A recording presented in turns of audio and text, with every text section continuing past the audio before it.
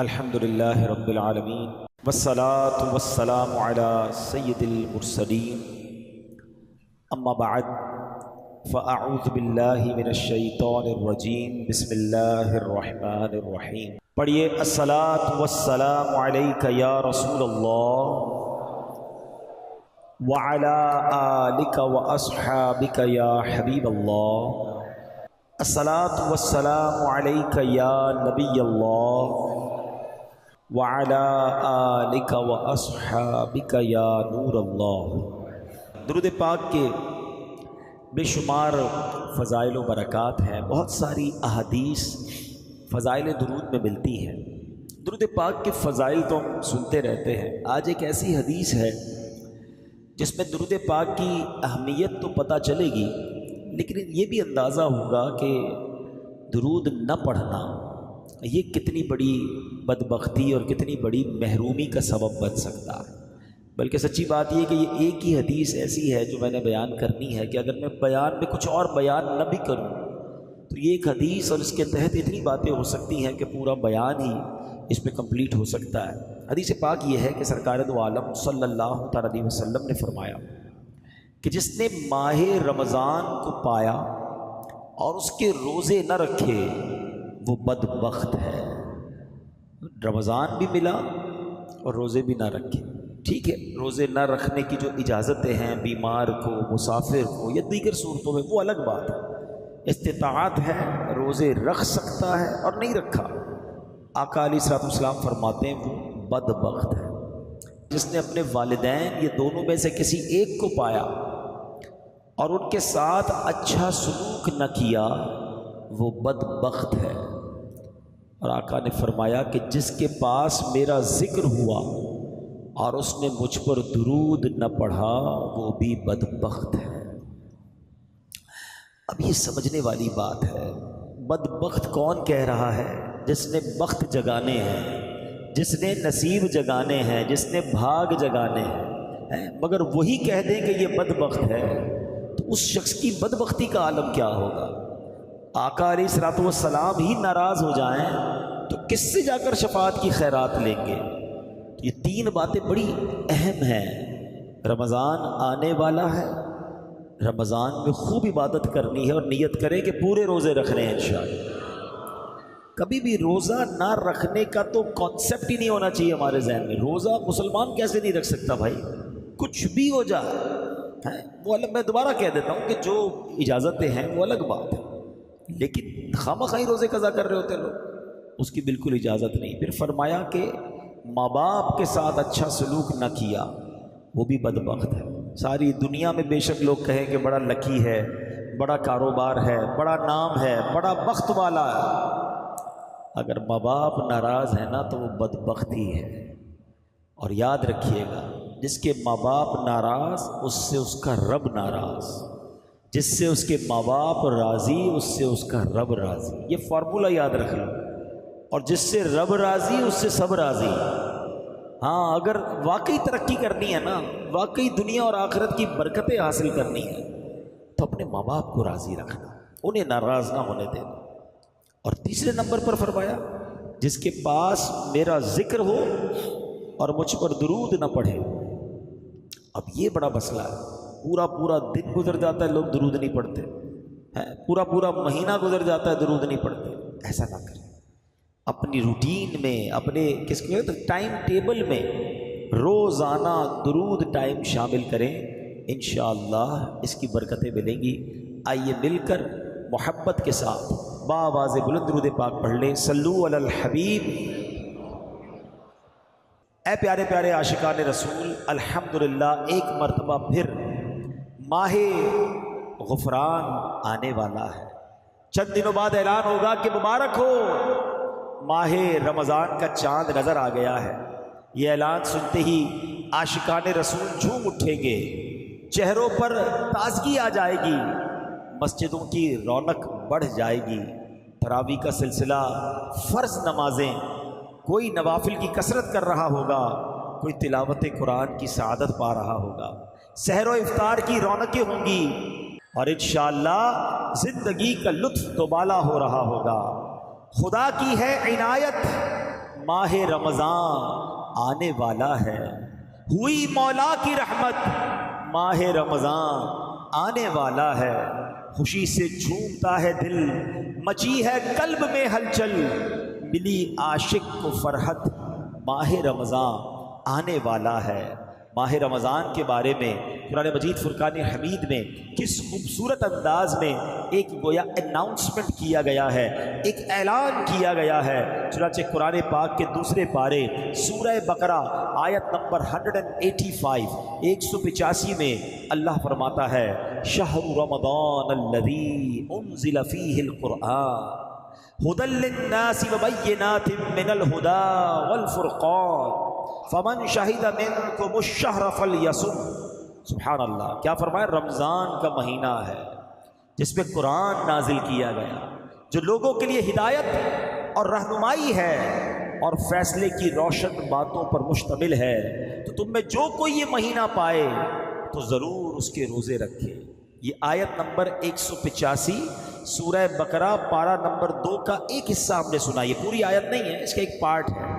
اس آیت کریمہ میں رمضان کا تعارف پیش کیا گیا ہے۔ فرض روزوں کے لیے ایک مہینہ مخصوص ہے اور مبارک مہینہ ماہ رمضان ہے۔ بھائیوں بہنوں، کرو سب نیکیوں پر نیکیاں، پڑ گئے دوزخ پہ تالے، قید میں شیطان ہے۔ سبحان اللہ، رمضان پا لینا، رمضان مبارک کی بابرکت مقدس منور گھڑیوں تک پہنچ جانا، یہ بہت بڑی سعادت ہے۔ بہت ہی بلند مرتبہ صحابی، رمضان کی اہمیت کو سمجھیے گا۔ رمضان کے روزوں کی اور عبادت کی جو اہمیت ہے نا، کمال کی حدیث اور بہت خوبصورت واقعہ سنانے جا رہا ہوں۔ ایک صحابی حضرت طلحہ بن عبید اللہ رضی اللہ تعالیٰ عنہ فرماتے ہیں کہ ایک مرتبہ دو شخص بارگاہ رسالت میں حاضر ہوئے اور دونوں نے کلمہ پڑھا اور درجہ صحابیت کے مرتبے پر پہنچ گئے، یعنی دونوں صحابی ہو گئے۔ اب اس میں ایک جو تھا نا بھائی، ان کا ایک صحابی جو تھے وہ بڑی عبادت کرتے تھے، بڑی ریاضت کرتے تھے، بڑے نوافل پڑھتے تھے، اور اس کے کچھ عرصے بعد انہوں نے ایک جہاد میں شرکت کی، غزوے میں شرکت کی اور اس میں شہید بھی ہو گئے۔ اچھا، اس کے ایک سال کے بعد دوسرے بھائی کا بھی انتقال ہو گیا، دوسرے صحابی تھے ان کا بھی انتقال ہو گیا۔ اچھا، اب کیا ہوا کہ حضرت طلحہ رضی اللہ عنہ فرماتے ہیں کہ میں نے ایک رات خواب میں دیکھا کہ کیا دیکھتا ہوں کہ جنت کے دروازے پر کھڑا ہوں، یہ دونوں صحابی رسول رضی اللہ تعالیٰ مجمعین جنت کے دروازے پر کھڑے ہیں۔ جس کا بعد میں انتقال ہوا نا، جنت میں سے اندر سے کوئی شخص باہر آیا اور جس کا بعد میں ایک سال بعد انتقال ہوا، انہیں لے کر جنت میں چلا گیا۔ تھوڑی دیر ہوئی تو پھر وہ باہر آئے، اور جو صحابی شہید ہوئے تھے، زیادہ عبادت کرتے تھے، ایک سال پہلے انتقال ہو گیا تھا، ان کو لے کر جنت میں چلا گیا۔ صحابی بڑے حیران ہوئے کہ شہید ہونے والے، زیادہ عبادت کرنے والے، زیادہ ریاضت کرنے والے بعد میں جنت میں جا رہے ہیں، اور کم عبادت ریاضت کرنے والے شہید بھی نہیں ہوئے، نارمل زندگی گزاری، نارمل انتقال ہوا، اور یہ پہلے جنت میں چلے گئے۔ بڑے کنفیوز، حیران بھی ہوئے کہ یہ معاملہ کیا ہے۔ سبحان اللہ، صحابہ کرام میں ایک بڑا خوبصورت ایٹیٹیوڈ تھا، جب بھی کوئی بات ذہن میں کنفیوژن پیدا کرتی، جب بھی کوئی مسئلہ پوچھنا ہوتا، بلکہ کچھ بھی چاہیے ہوتا، بارگاہ رسالت میں حاضر ہو جایا کرتا۔ ان کو یہ معلوم تھا نہیں سنتا ہی نہیں مانگنے والا تیرا۔ آقا کے پاس آ کے عرض کرتے کہ حضور یہ ماجرا کیا ہے، شہید ہونے والا بعد میں اور نہ شہید ہونے والا پہلے جنت میں چلا گیا۔ اب جو نبی پاک نے جواب ارشاد فرمایا نا، وہ سنیے گا۔ اللہ کے حبیب علیہ الصلوۃ والسلام فرماتے ہیں کہ یہ دوسرے صحابی ایک سال زیادہ زندہ نہیں رہے؟ کہا جی حضور ایک سال زیادہ زندہ رہے۔ تو کیا اس نے شہید ہونے والے کی نسبت، کیونکہ مسلمان تو ساتھ ہی ہوئے تھے، تو شہید ہونے والے کی نسبت ایک سال رمضان کے زیادہ روزے نہیں رکھے؟ ہاں روزے تو ایک سال زیادہ رکھے۔ فرمایا کیا اس نے وفات پانے والے صحابی سے زیادہ سجدے نہیں کیے؟ ہاں سجدے بھی زیادہ کیے۔ تو پیارے آقا علیہ الصلوۃ والسلام نے فرمایا بس اسی وجہ سے ان دونوں کے درمیان زمین و آسمان کا فرق ہے۔ اللہ، یہ بات بڑی سمجھنے والی ہے۔ ہاں یہ بات بڑی سمجھنے والی ہے۔ یہ درازی عمر بہت بڑی سعادت ہے، مگر سعادت پتہ ہے کس کے لیے ہے؟ اب ذرا سمجھیے گا، وہ شخص جس کی عمر لمبی ہو اور نیکیاں بھی زیادہ ہوں، اس کے تو وارے نہیں آ رہے، مگر وہ بندہ جو گناہوں میں پڑا ہوا اور اس کی لمبی عمر بھی ہے، وہ پھنس گیا نا، اس کی تو پھر روز ہی گناہ پڑ رہے ہیں، نمازیں روز ہی قضا کر رہا ہے، اس کی لمبی عمر اس کے لیے مشکل بن رہی ہے۔ جتنا جی رہا ہے اتنے گناہ کر رہا ہے، مگر خوش نصیب وہ ہے جو جی بھی رہا ہے، روز 5 وقت کی نماز بھی پڑھ رہا ہے، ہر رمضان میں روزے بھی رکھ رہا ہے، ہر سال اپنی زکوٰۃ بھی دے رہا ہے، اللہ توفیق دے تو حج بھی اور عمرے بھی اور نیکی کے کام کر رہا ہے، تو اس کی لمبی عمر اس کے نامہ اعمال میں نیکیوں میں اضافے کا سبب بن رہی ہے۔ ہم اللہ سے دعا کرتے ہیں کہ اللہ نیکیوں والی، عافیت والی، روزوں والی، سجدے والی لمبی عمر عطا فرمائے۔ اب وہ سوچے کہ جس کی عمر تو ہے 50 سال کا ہو گیا ہے، کوئی 40 سال کا ہو گیا ہے، کوئی 60 سال کا، نمازیں ہیں کہ نہیں، روزے ہیں کہ نہیں، سجدے ہیں کہ نہیں؟ کہیں ایسا تو نہیں کہ ہر گزرنے والا دن، سمجھو میری بات، ایکچولی لوگ برتھ ڈے مناتے ہیں، بڑی خوشیاں مناتے ہیں، بھائی 15ویں برتھ ڈے تو 20ویں برتھ ڈے تو 25ویں برتھ ڈے، اگر غور کریں نا تو یہ 1 سال آپ کی زندگی کا کم ہو گیا ہے۔ آپ تو برتھ ڈے انجوائے کر رہے ہیں، لیکن ایکچولی آپ کی زندگی سے 1 سال کم ہو گیا۔ زندگی کیا ہے؟ زندگی برف کی سل ہے، ہماری میمنی بھی کہتے ہیں برف کی پاٹ، بلاک کہہ لیں برف کا۔ ہم سب کو ایک برف کا بلاک دے دیا گیا ہے، جتنے یہاں بیٹھے نا ہم سب کے سمجھ لو ہاتھ میں ایک برف کی لادی ہے، کسی کے پاس 10 سال کی ہے، کسی کے پاس 15 سال کی ہے، کوئی 50 سال کی لے کر آیا ہے، کوئی 70 سال کی لے کر آیا ہے، مگر روز پگھل رہی ہے۔ ایک دن گزرا برف پگھل رہی ہے، پگھل رہی ہے۔ ہم میں سے نہیں پتا کسی کو کہ کہیں آج آخری رات نہ ہو، کل آخری دن نہ ہو، 4-6 دن ہی رہ گئے، پتہ نہیں، ہم نہیں جانتے۔ پہلے تو یہ بھی نہیں جانتے رمضان بھی ملے گا کہ نہیں۔ اللہ سے دعا کرتے ہیں کہ اللہ خیر سے، عافیت سے رمضان نصیب فرمائے، لیکن جب رمضان مل جائے نا تو اس رمضان کو آخری رمضان سمجھنا۔ ہمیں نہیں پتہ اگلا رمضان ملے گا کہ نہیں۔ پورے روزے، تراویح، عبادت، اللہ کی رضا والے کام۔ تو میرے پیارے اسلامی بھائیوں، جو سمجھنے والی بات ہے نا کہ زندگی کی برف پگھل رہی ہے، اور بے وقوف کون ہے کہ جو عبادت نہیں کر رہا، جو روزے نہیں رکھ رہا، جو سجدے نہیں کر رہا۔ تو ہمیں یہ بات سمجھنی ہے کہ دن گزر رہے ہیں، میں تو موت کے قریب ہو رہا ہوں۔ دنیا میں کیا ہوتا ہے، بچے بیٹھے ہیں، اسٹوڈنٹس بیٹھے ہیں، جیسے جیسے آپ کا امتحان قریب آتا ہے ٹینشن بڑھتی ہے نا، تیاری بڑھتی ہے، یار اب جو 4 دن رہ گئے ہیں، 5 دن رہ گئے ہیں، 15 دن رہ گئے ہیں، اور تیاری، ٹیوشن، نائٹ میں کلاسز، کیوں بھائی اتنی تیاری کیوں؟ یار پورا سال نہیں پڑھا، اب امتحان سر پہ آ گیا ہے۔ تو ہر گزرنے والا دن تو موت قریب آ رہی ہے، تو پھر ہمیں کیا کرنا چاہیے؟ ہمیں بھی تیاری کرنی چاہیے۔ تو بہرحال میرے پیارے اسلامی بھائیوں، بات سمجھنے اس حدیث میں سمجھا دیا ہمیں کہ اس کی زندگی 1 سال زیادہ ہو گئی، وہ شہید سے پہلے جنت میں چلا گیا۔ ہم اللہ سے دعا کرتے ہیں اللہ طویل زندگی بھی دے اور نیکیوں والی زندگی بھی عطا فرمائے۔ اب پیارے اسلامی بھائیوں، ماہ رمضان آنے والا ہے، کیا خوبصورت کلام کے اشعار ہیں کہ میں رمضان المبارک پاؤں، روزے سارے رکھ پاؤں، تو رکھ زندہ سلامت، ماہ رمضان آنے والا ہے۔ الہی عافیت دینا، سلامت دل عطا کرنا، عطا کر دے تو صحت، ماہ رمضان آنے والا ہے۔ اے میرے پیارے اسلامی بھائیوں، یاد رکھیے علماء کرام فرماتے ہیں ماہ رمضان المبارک میں مغفرت کے اسباب، ریزن آف مغفرت جو ہیں وہ بڑھ جاتے ہیں۔ نمبر 1، ماہ رمضان کا روزہ رکھنا سامان مغفرت ہے۔ ماہ رمضان میں قیام کرنا یہ بھی مغفرت کا ذریعہ ہے۔ ماہ رمضان کی شب قدر میں عبادت کرنا یہ مغفرت پانے کا ذریعہ ہے۔ روزہ دار کو افطار کروانا یہ بھی مغفرت کا ذریعہ ہے۔ غلام یا ملازم پر آسانی کرنا یہ بھی مغفرت کا ذریعہ ہے۔ رمضان المبارک میں ذکر اللہ کی کثرت کی جائے کہ حدیث پاک میں ہے ماہ رمضان میں ذکر اللہ کرنے والا بخشا ہوا ہے، تو ذکر اللہ بھی مغفرت کا ذریعہ ہے۔ رمضان مبارک میں کثرت سے استغفار کرنے سے بھی بخشش کی خیرات ملتی ہے۔ اللہ اکبر، ذرا سوچئے، اتنے سارے ریزن، اتنے سارے اسباب ہیں ماہ رمضان میں، یعنی رمضان تو ہمیں بخشوانے آ رہا ہے، ہم پر مہربانی کی جا رہی ہے، ہمیں چانس دیا جا رہا ہے کہ اے میرے گناہگار بندوں، وہ مہینہ آنے والا ہے کہ تمہاری بخشش کے لیے ہے، تو ہمیں ماہ رمضان میں خوب عبادت کرنی ہے۔ اے میرے پیارے اسلامی بھائیوں، ماہ رمضان میں اب جب مغفرت کے اسباب ہم نے سنے نا، تو ہم نے کیا کیا کرنا ہے یہ ذرا غور کریں۔ سب سے پہلے تو کام یہ کرنا ہے کہ ماہ رمضان کے آنے سے پہلے پہلے ہم پکی سچی توبہ کر لیں، تاکہ گناہوں سے بالکل پاک اور صاف ہو کر رمضان المبارک کا استقبال کر پائیں۔ ماہ رمضان میں دوسرا کام کیا کریں کہ دن کا روزہ اور رات کا قیام یعنی تراویح اور نوافل ہرگز نہ چھوڑیں. دوسرا کام یہ ٹارگٹ لے لیں.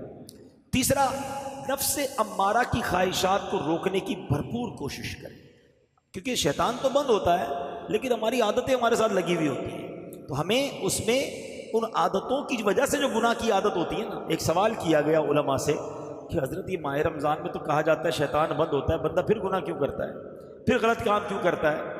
تو بڑا پیارا علماء نے جواب دیا کہ سائیکل پر پیڈل مارو، مارتے رہو تو چلتی رہتی ہے، پھر اس کے بعد بہت سارے پیڈل مار کے روک دو، پھر بھی کافی دیر تک چلتی رہتی ہے.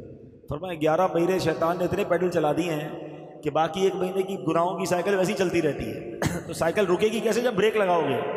تو گناہوں کی عادت پر بریک لگانا ہے رمضان میں. ابھی سے تیاری شروع کر دو. یا رمضان میں فلمیں نہیں دیکھوں گا، رمضان میں گناہ نہیں کروں گا، رمضان میں جھوٹ نہیں بولوں گا. ابھی سے چھوڑو نا بھائی، رمضان کا کیوں انتظار ہے؟ ماہ رمضان کے استقبال میں گناہوں کو چھوڑنے کی ہمیں عادت ڈالنی چاہیے.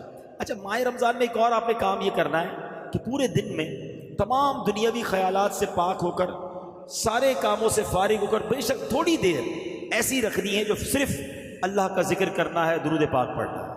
ذکر اللہ والوں کی مغفرت ہے نا، تو اس کو ٹارگٹ کرنا ہے نا، حاصل کرنی ہے مغفرت. پھر فرمایا غریبوں اور مسکینوں کا خیال رکھیں. ماہ رمضان میں غریبوں پر وسعت کریں، غریبوں پر خرچ کریں، لوگوں کے ساتھ اچھا برتاؤ کریں. پھر ماہ رمضان میں ایک اور کام یہ کرنا ہے کہ خوب تلاوت کرنی ہے. ماہ رمضان تو ہے ہی نزول قرآن کا مہینہ نا. خوش نصیب لوگ میں نے دیکھا ہے کہ خوب تلاوت کرتے ہیں. تو کوشش کریں اللہ توفیق دے تو 3 بار قرآن ختم کر لیں. 3 بار نہ کر سکے تو کم از کم 1 بار تو ختم قرآن رمضان میں اپنی تلاوت سے کریں. امام صاحب تراویح میں سنائیں گے وہ الگ ہے، مگر ہم اپنی تلاوت سے کم از کم 1 بار قرآن پاک ضرور ختم کریں. اچھا، پھر اس مہینے میں اب میں یہ چاہتا ہوں کہ سرور کائنات علیہ الصلوۃ والسلام رمضان کیسے گزارتے تھے ہم یہ جانیں، کیونکہ ہم تو امتی ہیں نا. آقا کو رمضان عطا کیا گیا، ہم دیکھیں کہ سرور کائنات اللہ کے حبیب علیہ الصلوۃ والسلام کا رمضان کیسا ہوتا تھا. اب غور سے سنتے جائیں. پیارے آقا علیہ الصلوۃ والسلام کا ماہ رمضان میں پہلی ادا، کچھ پوائنٹس ہیں. پہلا پوائنٹ کیا ہے کہ پیارے آقا علیہ الصلوۃ والسلام ماہ رمضان کا بھرپور طریقے سے استقبال کرتے تھے. رجب آ جاتا نا تو رجب سے ہی نبی پاک رمضان تک پہنچنے کی دعائیں کرنا شروع کر دیتے. اللہم بارک لنا فی رجب و شعبان و بلغنا رمضان.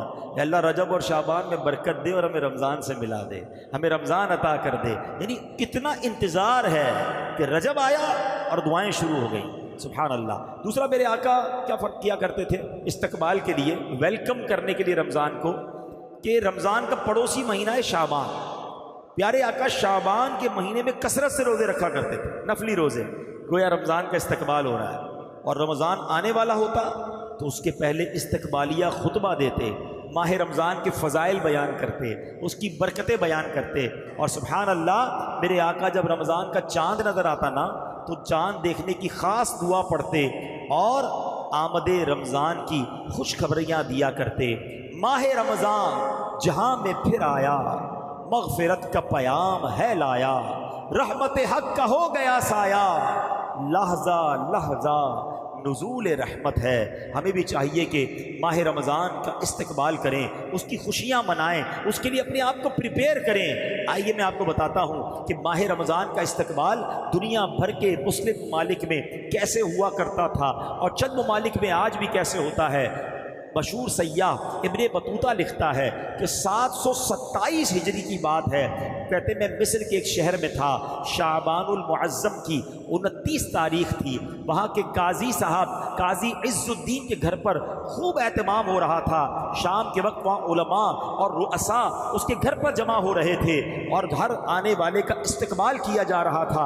اپنی اپنی جگہ سب بیٹھ گئے. جب قاضی صاحب آئے تب یہ قافلہ دھوم دھام سے روانہ ہوا اور یہ سارے قافلے والے ایک بلند جگہ پر پہاڑ پر پہنچے. وہاں قالین بچھے ہوئے تھے. سب نے مل کر رمضان کے چاند کو دیکھنا شروع کر دیا. جیسے ہی چاند نظر آیا پھر وہاں دعائے خیر کی گئی اور اس کے بعد نماز مغرب ادا کی گئی اور اس کے بعد سارے شہر والے ہاتھوں میں فانوس لیے، اپنے ہاتھوں میں قندیلیں لیے، گویا رمضان کا استقبال کرتے ہوئے سڑکوں پر نکل آئے. اور اس کے بعد ماہ رمضان کا اسی طرح ہر سال استقبال ہوتا. ان کا کہنا یہ ہے کہ لوگ سواری کا دن کہا کرتے جس دن رمضان کا چاند نظر آتا. اسی طرح میرے پیارے اسلامی بھائیوں، مغربی ممالک یعنی یہ جو مراکش اور اس کے اطراف کے ممالک ہیں وہاں کے بارے میں بتایا جاتا ہے کہ شعبان کے آخری عشرے سے ہی رمضان کے استقبال کی تیاریاں شروع ہو جاتی ہیں، اپنے گھروں کی صفائیاں لوگ کرتے ہیں، گھر میں رنگ و روغن کرواتے ہیں، جو چیزیں نئی لینی ہوتی ہیں وہ خرید لیتے ہیں، اور اس کے بعد آمد رمضان پر ایک دوسرے کو مبارکباد دیتے ہیں،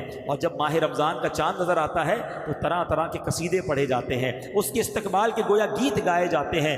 اہل یمن کا بھی انداز بڑا نرالا ہے، جب ماہ رمضان کی آمد ہوتی ہے تو اہل یمن کلام کے ذریعے، قصیدوں کے ذریعے گویا رمضان کا استقبال کرتے ہیں۔ اردن میں جب چاند نظر آتا ہے ہوٹل بند کر دیے جاتے ہیں اور سحری کے وقت لوگوں کو جگانے کا اہتمام کیا جاتا ہے۔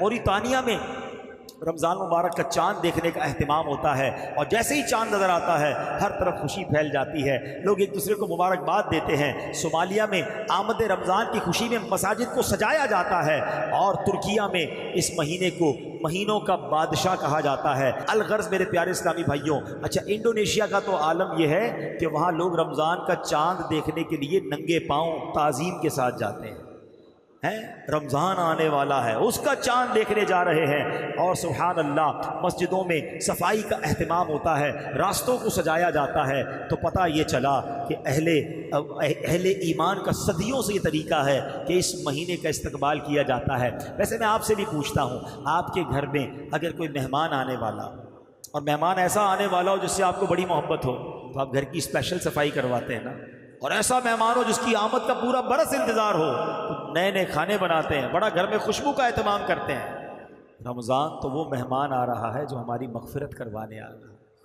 ہے، اللہ کی طرف سے ہمیں عطا کرنے آ رہا ہے۔ پہلا عشرہ عشرہ رحمت ہے، دوسرا عشرہ عشرہ مغفرت ہے، تیسرا عشرہ یہ جہنم سے آزادی کا عشرہ۔ ہر روز افطار کے وقت 10 لاکھ گناہ گار بخشے جائیں گے۔ سارا سال میں اور آپ دعا کرتے ہیں نا، یا اللہ ہماری سن لے، ہے میرے مولا پکار سن لے۔ رمضان کی راتوں میں آسمان سے آواز لگائی جاتی ہے کوئی مانگنے والا کہ اس کی مراد پوری کر دی جائے، ہے کوئی سوالی اس کا سوال پورا کیا جائے، ہے کوئی مغفرت کا طلبگار اس کی مغفرت کر دی جائے، ہے کوئی توبہ کرنے والا اس کی توبہ قبول کی جائے۔ یعنی ہم پر تو وارے نیارے ہو گئے، سارا سال شیطان ہمیں بہکاتا ہے، شیطان ہی کو بند کر دیا گیا ہے کہ میرے بندو آؤ رحمان کی عبادت کر لو، رحمان کی عبادت کر کے اپنی جھولیاں بھر لو۔ تو بتائیے ہمیں کتنا اہتمام کرنا چاہیے؟ کرنا پتہ کیا ہے؟ پہلے تو توبہ کر کے دل سجائیے کہ یار رمضان آنے والا ہے، اب سے کوئی نماز قضا نہیں ہوگی، اب سے جھوٹ نہیں بولوں گا، اب سے حرام کام نہیں کرنا، فار دا ویلکم آف رمضان۔ پھر اپنے گھر کی صفائی کیجیے، ہاں آپ کو مزہ آئے گا، یقین کریں اسپیشل صفائی کرائیں کہ رمضان آنے والا ہے، گھر میں تمام برتن کپڑے سب چیزیں صاف ستھری کر لو۔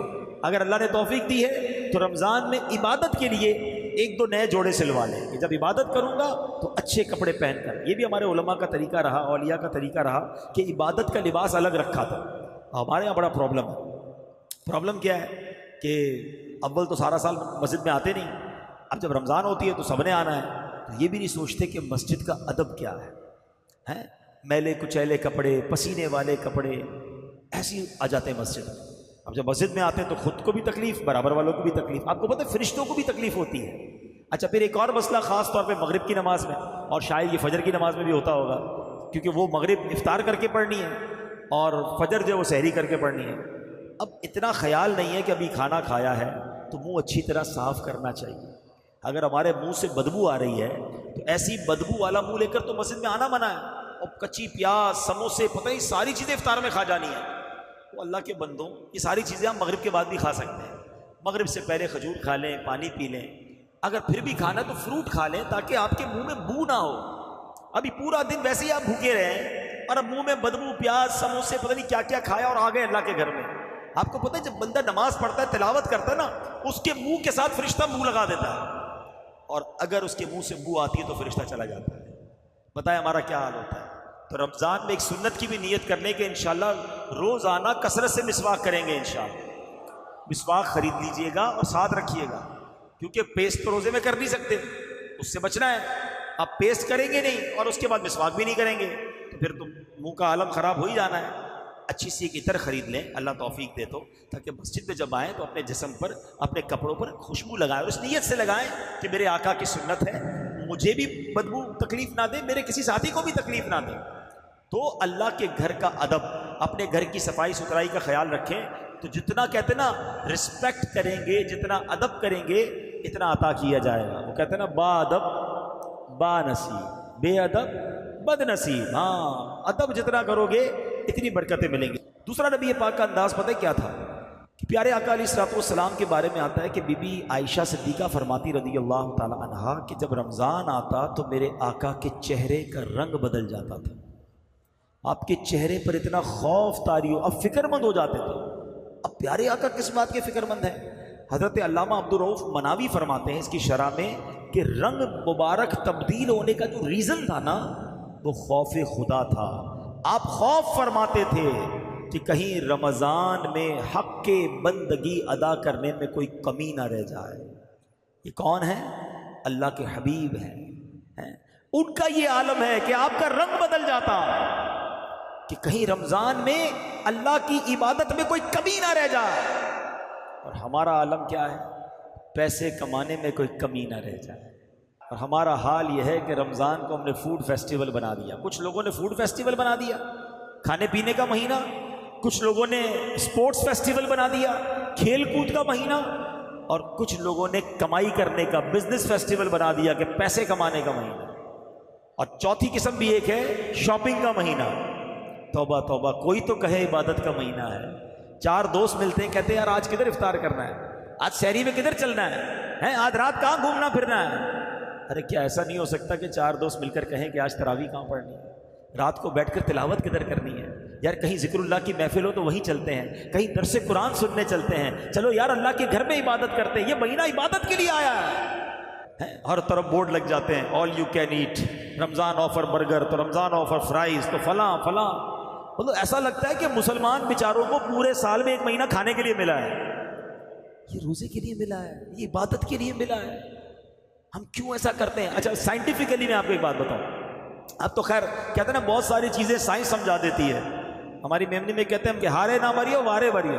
کیا ہوتا ہے کہ پہلے لوگ کہتے تھے یار بیمار ہوں تو طبیعت ڈاؤن ہو جاتی ہے روزوں میں، تو کمزوری بہت ہے اس لیے نہیں رکھتا۔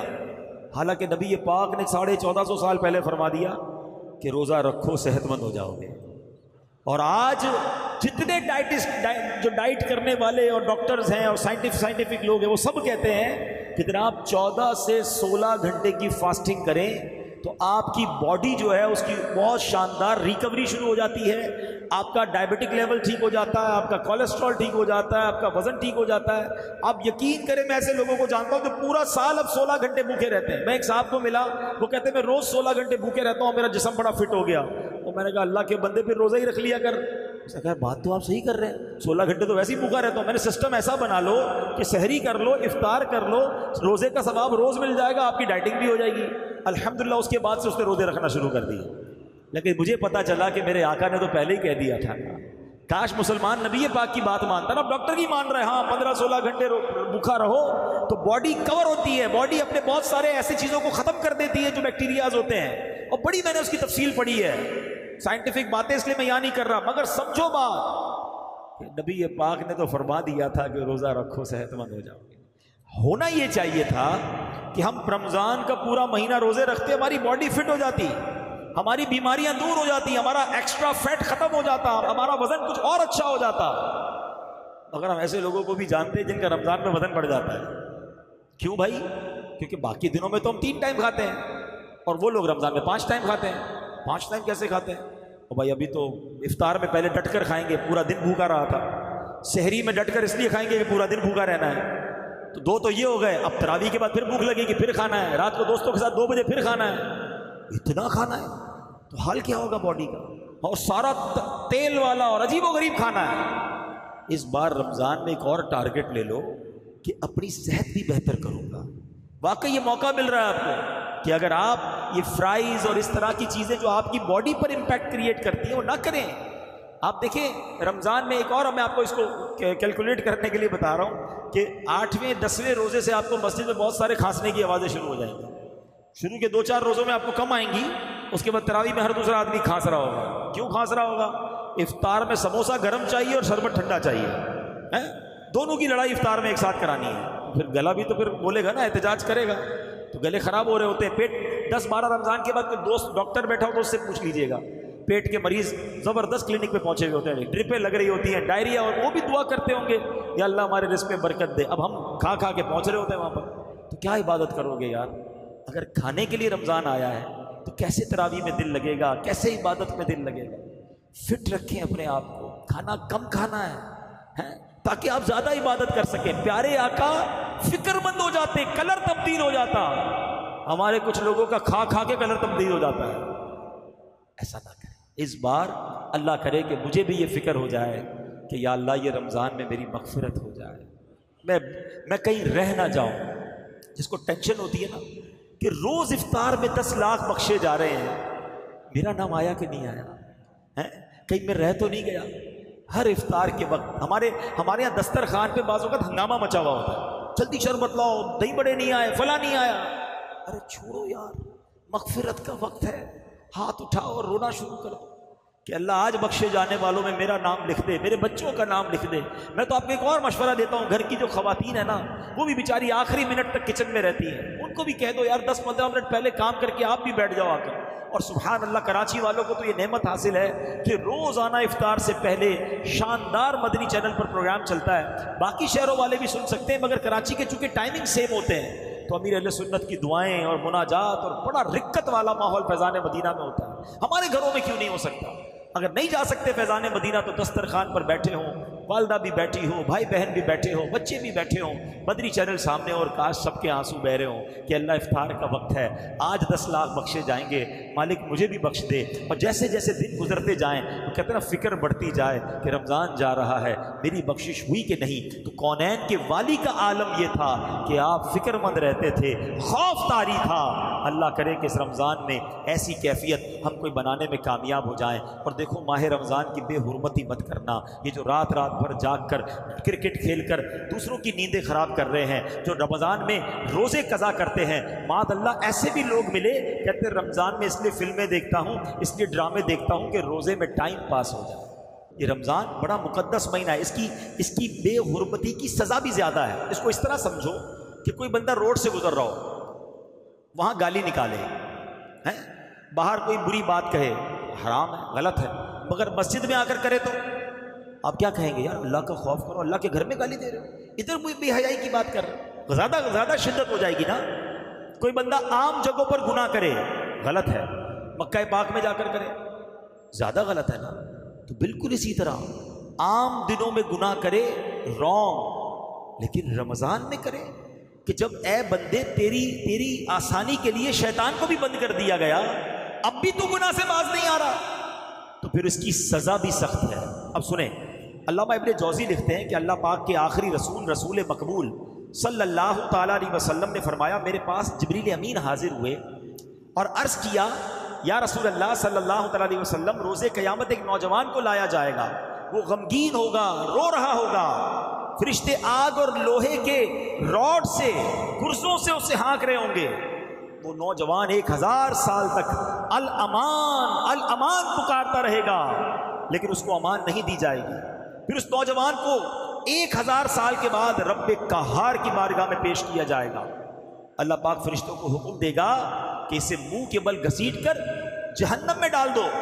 میرے آقا علیہ الصلوۃ والسلام کے، اے جبریل یہ کون ہوگا؟ عرض کیا حضور وہ آپ کا امتی ہوگا. فرمایا اس کا گناہ کیا ہوگا؟ عرض کیا یا رسول اللہ صلی اللہ تعالیٰ علیہ وسلم، یہ وہ بد نصیب ہے جس کی زندگی میں رمضان المبارک تو تشریف لایا، مگر توبہ و استغفار کی بجائے ماہ رمضان کو اس نے گناہوں میں گزار دیا. اب بتائیے، لوگ کہتے ہیں یار ٹھیک ہے یار چلتا ہے، رمضان میں نہیں چلے گا. رمضان میں یہ جو سوشل میڈیا ہے نا، میں آپ کو صحیح بتاؤں، سب سے زیادہ گناہ کروانے کا ہمارا دروازہ ہی ہے. رمضان میں نارملی لوگ فلمیں ڈرامے نہیں دیکھتے، جن کے گھروں میں نہیں، بدقسمتی سے جو دیکھتے ہیں وہ الگ بات ہے، لیکن موبائل تو ہے نا سب کے پاس، ہر گروپ میں ایڈ ہے، ہر پیج کو لائک کیا ہوا ہے. ہم نہیں بھی دیکھنا چاہتے تو جیسے ہی کلک کرتے تو میوزک، گانا، بے پردہ عورت. کیوں دیکھنا ہے بھائی؟ اتنی مشکل سے رمضان ملا، کیا اس لیے ملا کہ میں اللہ کو ناراض کروں؟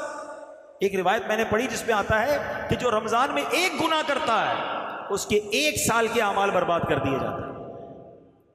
ہمارا بنے گا کیا؟ ہم تو پتہ چلا رمضان میں لوگ بخشے جا رہے ہیں اور ہماری گناہوں کی عادت ہمیں مروا رہی ہے کیونکہ جھوٹ بولنا، غیبت کرنا، لڑائی جھگڑے کرنا، بے حیائی کی باتیں کرنا، یہ تو کئی لوگوں کی عادت میں ہے۔ رمضان آنے کے بعد بھی جھوٹ منہ سے نکل رہا ہوتا ہے، گالیاں نکل رہی ہوتی ہیں، کیونکہ عادت تھوڑی ختم ہو گئی۔ ایسا تو ہے نہیں کہ چاند نظر آیا ہم نے بٹن بند کر دیا، عادت تو ساتھ لگی ہوئی ہے۔ تو توبہ بھی کرنی ہے اور کانشیس بھی ہونا ہے، خبردار بھی ہونا ہے کہ نہیں یار کوئی گناہ نہیں کرنا، ایک گناہ پر 1 سال کے اعمال برباد۔ پلیز میرے پیارے اسلامی بھائی، خدا را ڈونٹ ٹیک ایزی، یہ ہماری مغفرت کروانے، ہمیں رب سے قریب کرنے مہینہ آیا ہے، اس میں گناہ نہیں کرنے، اس میں خطائیں نہیں کرنی، اس میں بے حیائی اور غلط کام نہ کریں، یہ توبہ کر کے بخشش لینے کا مہینہ ہے۔ کاروبار کے لیے اور ٹائم پڑا ہے یار، لوگ اپنے ابھی بھی سارے سٹور بھر رہے ہوں گے، کیا رمضان میں ریٹ بڑھا دیں گے؟ نہ کرو ایسا یار، پورا سال کما لیں گے، غریبوں کے لیے کچھ تھوڑی ڈسکاؤنٹ دے دو۔ یہ کمانے کے لیے مہینہ نہیں آیا، یہ مساوات، یہ خیر خواہی، یہ محبت، یہ ایثار کے لیے آیا ہے۔ میرے آقا علیہ الصلوۃ والسلام کا ایک اور انداز آپ کو بتاؤں، 2 ہو گئے نا، اب تیسرا انداز سنو۔ سرور کائنات علیہ الصلوۃ والسلام کا ایک انداز یہ تھا کہ آپ رمضان میں خوب سخاوت فرمایا کرتے تھے۔ راوی کہتے ہیں جیسے تیز آندھی چلتی نا، میرے آقا کا دریائے سخاوت اس سے بھی زیادہ جوش میں ہوا کرتا تھا۔ اچھا، آقا سے بڑا سخی کون ہے؟ آپ کا تو ویسے ہی دریا بڑا جوش میں ہوتا ہے، مگر رمضان میں ایکسٹرا آرڈنری، جو آتا عطا فرماتے، جو آتا دے دیتے۔ کاش ہم بھی نبی پاک کی سخاوت کا کچھ کہتے ہیں نا قطرہ ہمیں بھی مل جائے، کہ ہم بھی سخاوت کریں، لوگوں میں تقسیم کریں، غریبوں کا خیال رکھیں۔ مشورہ دوں، ہو سکے تو ایک افطاری کسی غریب کے ساتھ بیٹھ کر بھی کر لینا، ہاں اس کے دل میں خوشی داخل ہو جائے گی۔ افطاری کا سامان بانٹیں، اپنے بچوں کے لیے کپڑے لیں، ایک جوڑا کسی غریب رشتہ دار کے لیے، کسی غریب پڑوسی کے لیے لے لیں۔ افطاری میں بھی اب پتہ ہے بعض اوقات کیا کرتے ہیں لوگ، افطاری گھر میں بنی جو بچ گئی بعض اوقات وہ کسی کو بھجوا رہے ہوتے ہیں۔ نہیں، جو آپ نے اپنے گھر والوں کے لیے بنائی ہے نا، وہی افطاری، بے شک آپ 4 کو نہ کھلائیں، 1 کو کھلائیں، مگر دل سے کھلائیں۔ بہترین کھلاؤ گے بہترین ملے گا، اچھا کھلاؤ گے اچھا ملے گا۔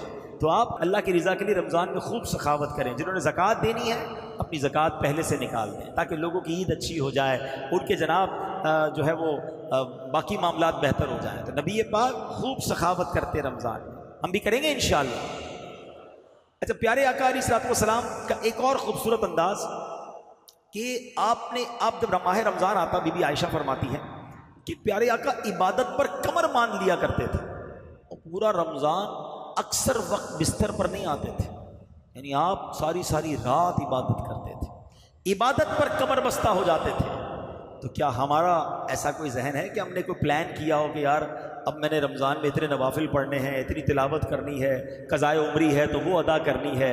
میرے پیارے اسلامی بھائیوں، رمضان کو پلان کریں، جتنے نوافل ہیں نا پورے پڑھنے، پہلے تو یہ نیت کریں، ظہر میں 4 سنت، 4 فرض، 2 سنت اور 2 نفل بھی پڑھیں گے، عصر کی 4 سنتیں غیر موقدہ بھی پڑھیں گے، 4 فرض بھی پڑھیں گے انشاءاللہ، مغرب میں 3 فرض، 2 سنت، 2 نفل اور 2 اوابین بھی پڑھیں گے انشاءاللہ، اور عشاء کی 17 پوری رکعتیں پڑھیں گے انشاءاللہ، اور اللہ توفیق دے تو تہجد بھی پڑھیں گے انشاءاللہ، اشراق چاش بھی پڑھیں گے انشاءاللہ۔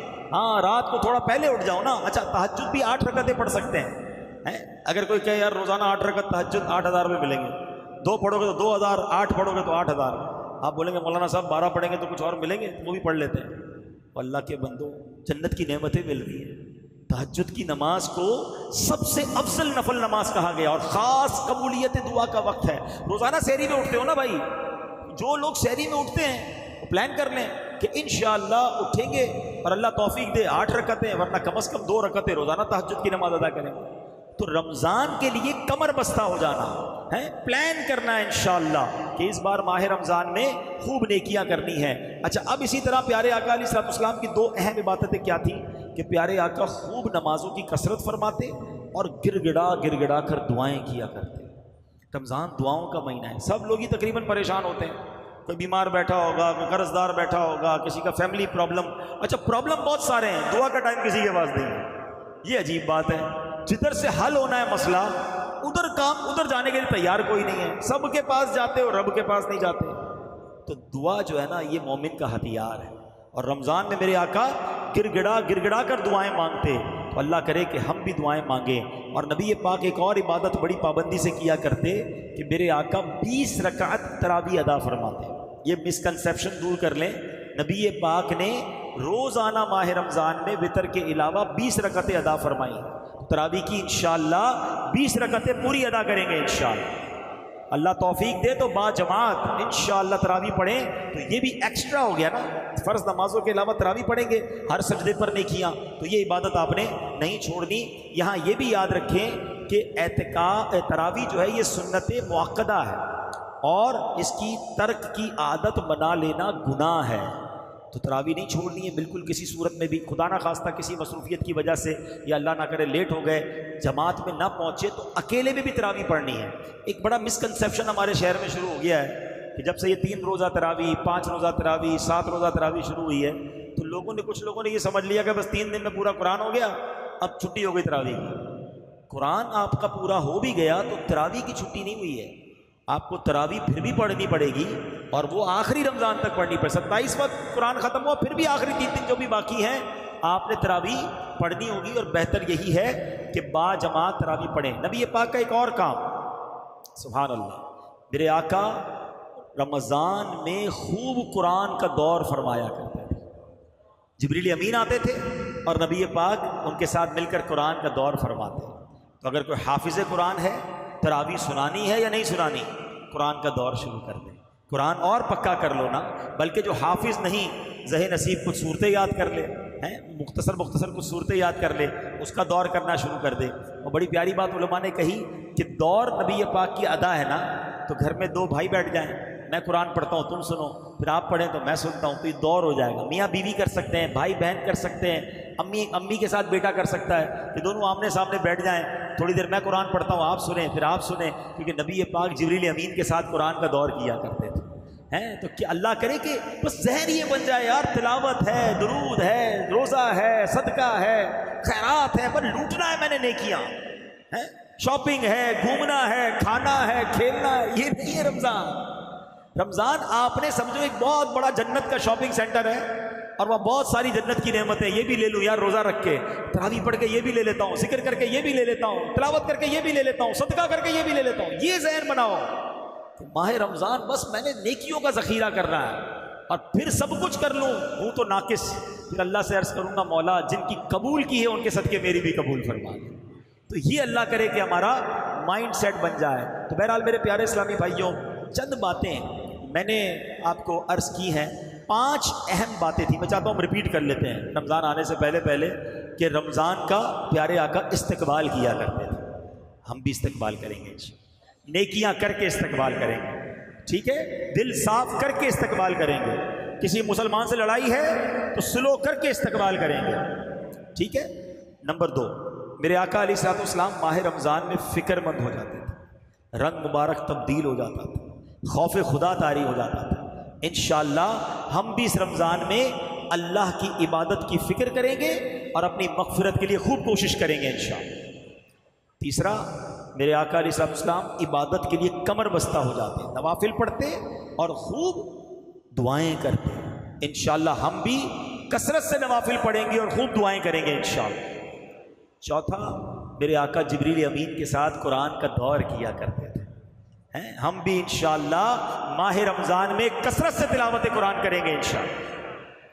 اور 5واں, میرے آقا خوب سخاوت فرمایا کرتے ہیں. واہ کیا جود و کرم ہے, شہ بطحا تیرا, نہیں سنتا ہی نہیں مانگنے والا تیرا.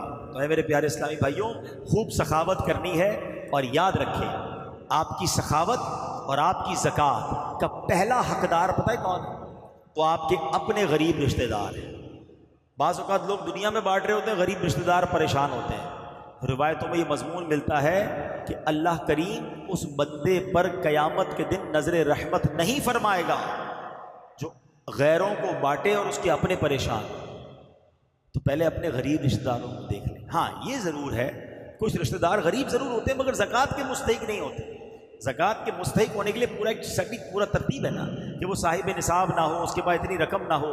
تو اگر آپ کو لگتا ہے میرا کوئی رشتہ دار غریب ہے, بیچارہ پریشان ہے اور زکوٰۃ کا مستحق نہیں ہے, تو بھی اس کی مدد ضرور کریں, مگر اللہ نے مال دیا ہے تو زکوٰۃ کے علاوہ والے مال سے کر لیں. اور اگر کوئی رشتہ دار غریب ہے اور زکوٰۃ کا مستحق ہے تو پہلے اس کو زکوٰۃ دیں.